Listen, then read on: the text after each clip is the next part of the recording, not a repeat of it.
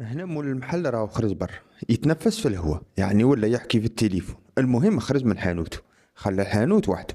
شوفوا معنا واحد الكتكوت قوبلي، قوبلي كتكوت كما راكم تشوفوا هنا في الفيديو، من بلدية طوقة ولاية بسكرة، وسرقة 12 مليون من لاكيس. كما راكم تشوفوا اخوتي هنا راه في محل بيز ديطاشي كما نقولوا. شوفوا معنا هاو دخل هنا، هاكم تشوفوا فيه، ها راه وين عند الباب، هاو دخل.